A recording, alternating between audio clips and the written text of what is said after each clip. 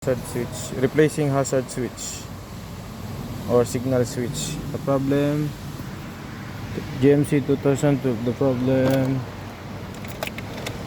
no signal flash, the high flash, and no hazard. So we will replace this one.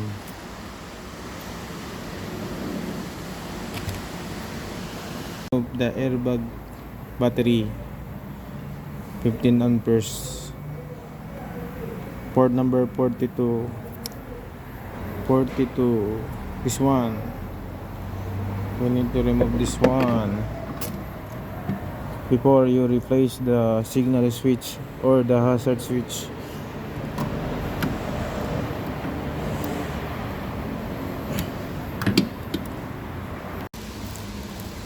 You must need to push the lock here to remove the airbag.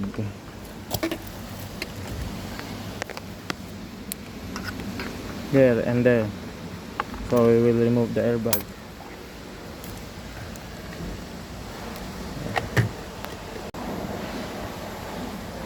See, you need to remove this connector.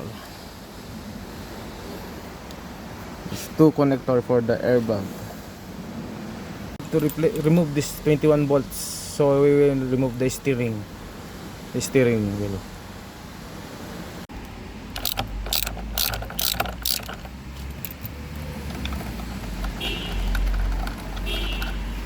Come on.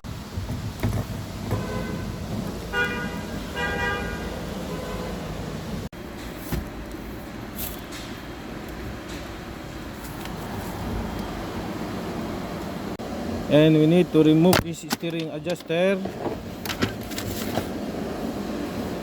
this one, and the clips. We need to open the clips. We need to remove the clips also to remove the switch. Yeah, this one.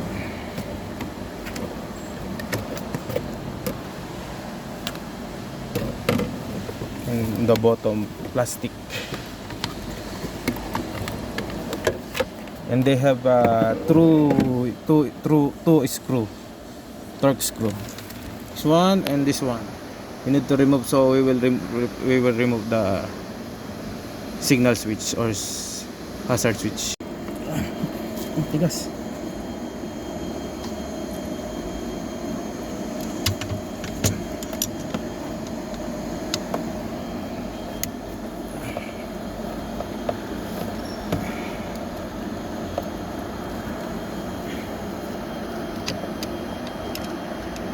Need to remove the screw type, torque type, not screw type. So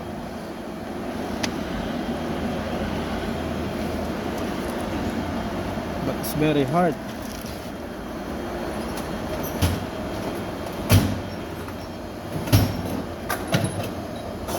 Isa ko muna.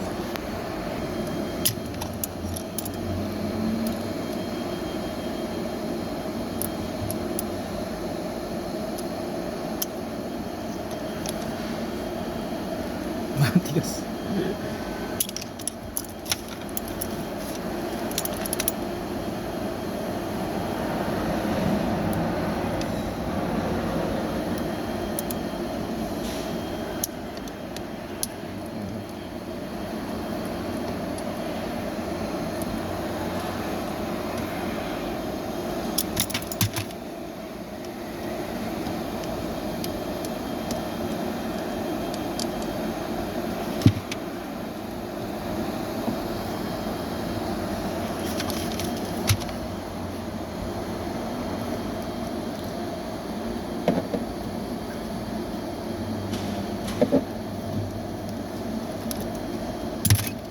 Need to remove the connector also.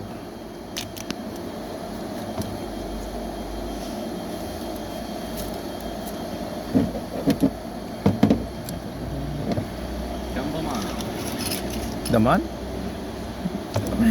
Interessante. Mapid dakil siya pa lagi da. Antasawi ka lang ba't eh.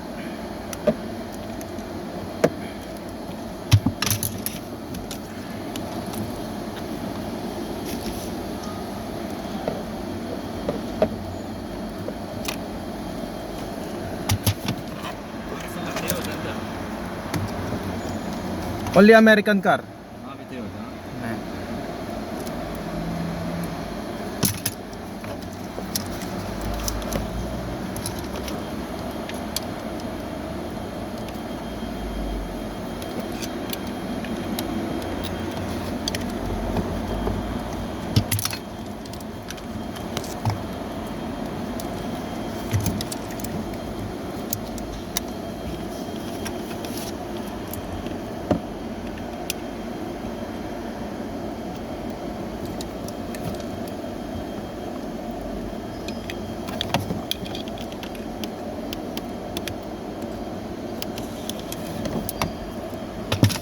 Stop po.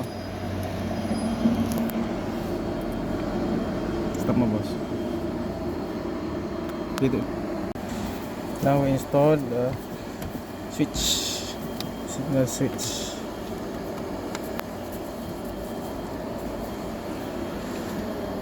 And we will test it if there is working or not.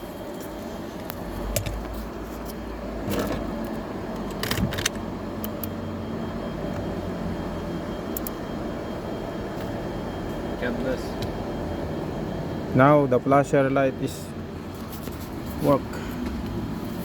So good job.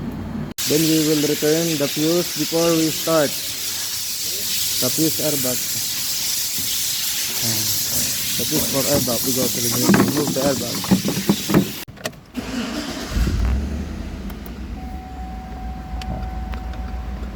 Mia, good. Signal light also good.